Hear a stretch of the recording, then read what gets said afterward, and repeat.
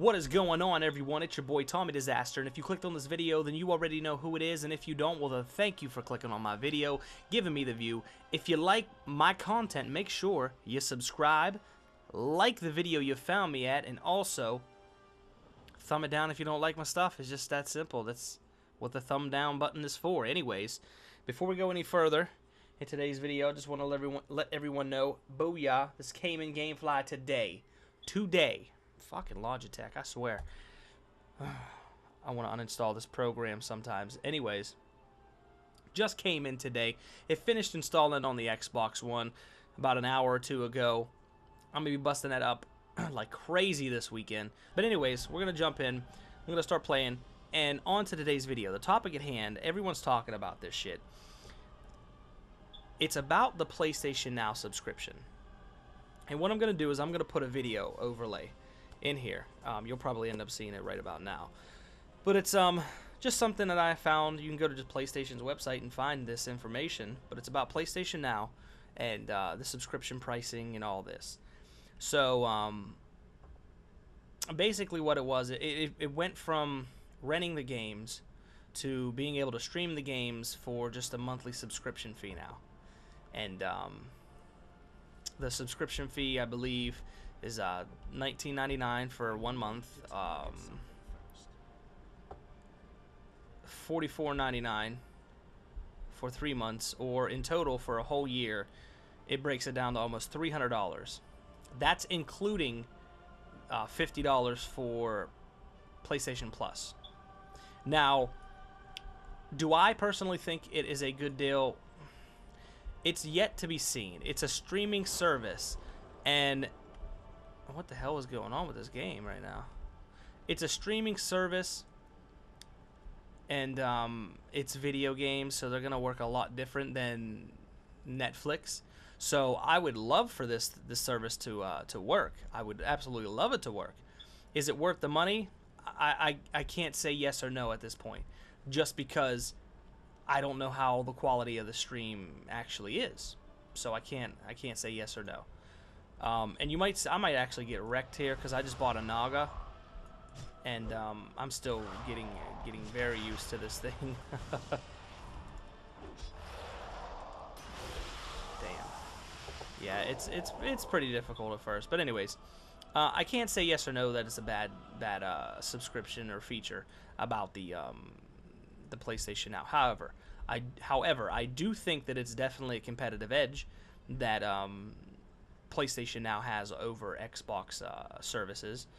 But the only downside that I see, well, I see a few downsides. One downside, the biggest downside, is if you don't have at least a 5 megabyte upload speed download with at least 15 to 20 megabytes download speed, then I don't see PlayStation Now services being effective or being executed to its fullest or what it's meant to. Just because I can see a lot of lag, a lot of input lag. I mean, Solid Rev had a video up when I think he was demoing when it first came out or some shit. I can't really remember, but he was demoing it, and he was just showing the input lag. It was just atrocious. So whether they fixed it or not, I can't tell you. I don't know. I have not had hands on.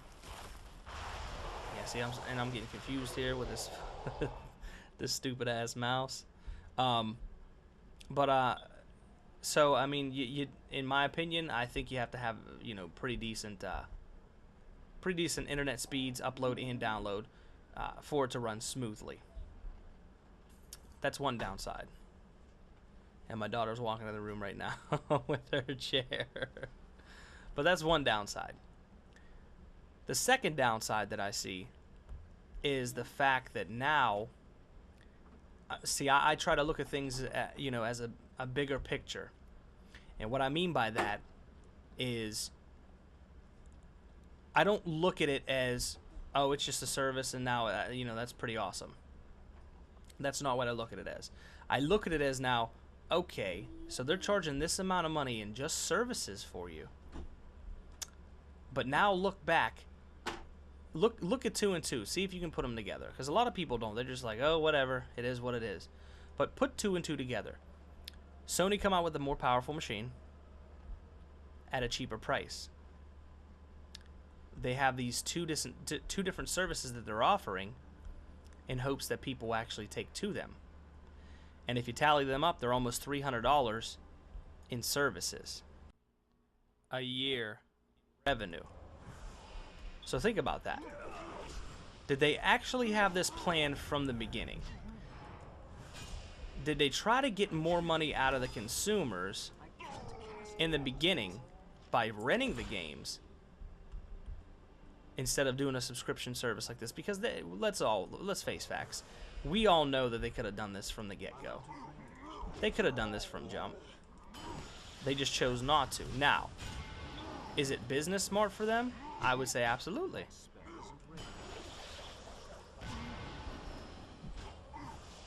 Man, I am so used.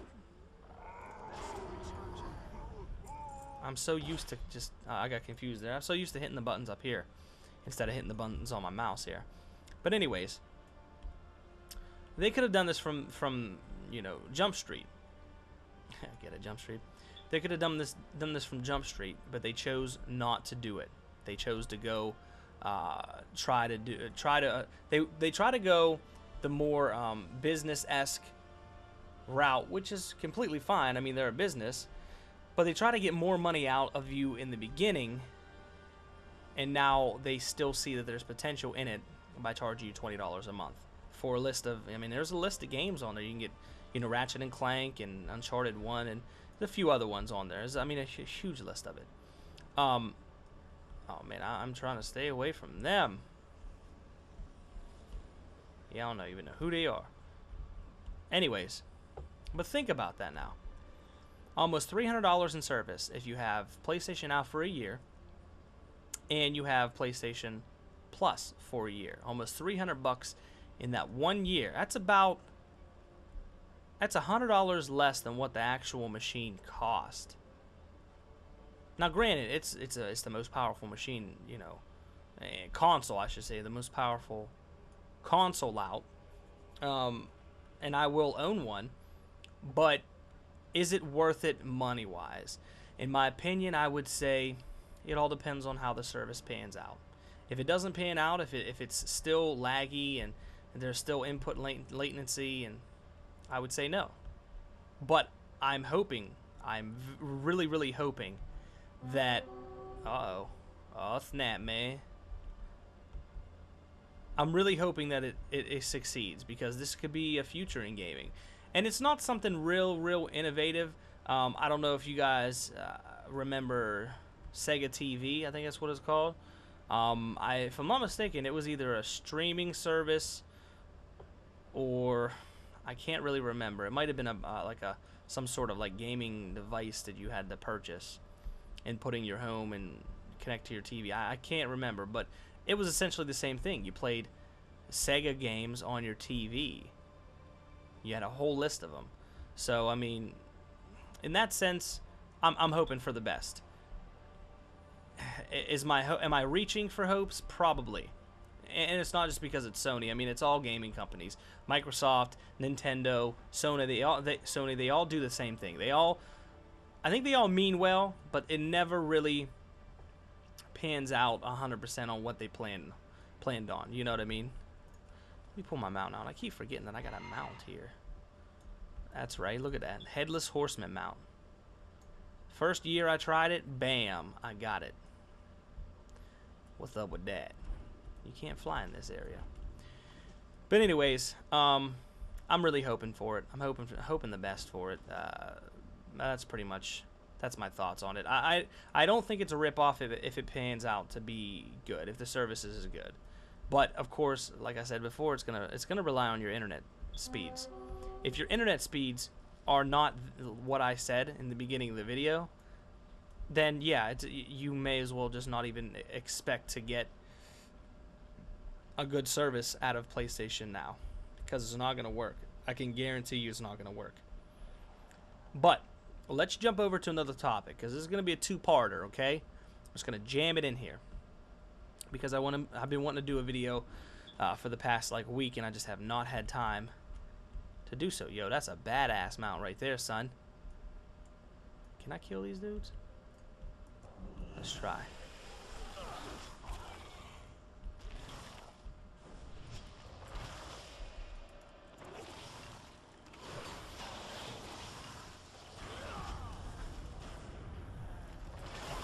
There we go. Here we go, baby. But anyways, the two-parter. The second subject I want to talk about. There's a few YouTubers that just covered this. Broken Games. I know Next Gen 720 covered this as well.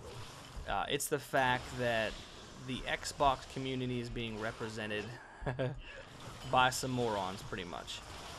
Is this true? It's all subjective, or objective, or opinion. Yeah, I mean, it's really all. It's how you view it. I would say that just from what I'm seeing on YouTube, if there was no other media, it was just YouTube, I would say that a lot of the Xbox fanboys or Xbox based channels, there's a lot of them. I don't want to say all of them, but there's a lot of them that are just straight up, I'll say pushovers, because I'm trying not to be that vulgar. I'll say pushovers, and what I mean by that is they don't really stand up for themselves, and they don't bring any kind of like real type facts. It always just comes down to some fanboy shit. But the same thing happens with Sony. The same thing happens. The people that are representing Sony and Xbox are just some straight up losers, man. Like it's like they have no backbone. It's just straight fucking like little kitty shit. And these people is like, they in their early 20s and older. You know what I mean? So it's not even expected of people of that age to act the way they do, but yet here we are. Everyone forgets it's YouTube. It's YouTube. And you can act however you want on YouTube, apparently, but I do believe both sides are representing one another poorly. But of course it's fanboys, so what else is there to expect? So just give my thoughts on this situation. I say the Xbox community is being represented by a bunch of pushovers, and the Sony fanboy, the Sony community, I should say, it's being represented by some egotistical, straight up morons. And that's pretty much my take on it. The people that are representing these two companies on YouTube, in terms of the community wise, of course, are fanboys. They're not real gamers. They're just straight up fucking fanboys. It's that simple. They're not real gamers. A real gamer is gonna play whatever he wants, whenever he wants, on whatever he wants. Like you guys know, if you've been following me from day one or early on, I own a PC. I own an Xbox One. 360's upstairs. Wii U's in a living room. And I'm gonna have a PS4 here in the next coming months. So I mean, I would say that's the definition of a gamer. It's not because, oh, you have you have money to do that. I don't have the money to buy that. No, it's not about that. If you're an actual gamer and this is what you do in spare time as a hobby, maybe even as like a job that gets you paid, then you're not going to be biased toward one thing. You're not going to play just one console. That's not going to happen. I'm sorry. I'm sorry to break the news to you fanboys, but that's not going to happen. If you're an actual gamer, you play on everything. The only thing I don't play on is mobile. I don't really play on anything mobile. No apps, nothing like that. It's rare that I get on an app that's connected to a game like the Assassin's Creed app. I actually played that just because it was, it tied in with the actual game content. So that was the only reason why I ever did that. I've played with the Call of Duty app, but that's for like clan stuff, and it's not like I get on there and play Clash of Clans and shit like that. I just don't do it. I don't. I know a few people in Dizzaster Gaming do. I think all three of the main people, or the three other main people, I should say, Rhino Rancor, Benosaurus Rex, and Spaz, they all three, I believe, play Clash, but I don't play anything mobile. I'm the oddball out in this one. I don't play mobile. And you might say, well, you're not a real gamer because you don't play mobile. Kiss my ass. That's not defined as a real gamer. That's a fucking straight up casual if I've ever seen one. If you're like, yo, son, I play that Angry Birds on the rail. I play that Angry Birds like 24/7 trying to get all them high scores. Yo, that's some casual shit. That's some casual shit. Ask anybody. But anyways, that's my take on both of those things. I just figured I'd jam into one video, just get it over with. And yeah, that's it. If you like my responses, make sure you hit the like button. If you don't, well then leave a comment. Let me know what you disagree on, and hit the dislike button. It's just that simple. But anyways, it's been your boy Tommy Dizzaster. It's been real, and I'm out this motherfucker. Peace.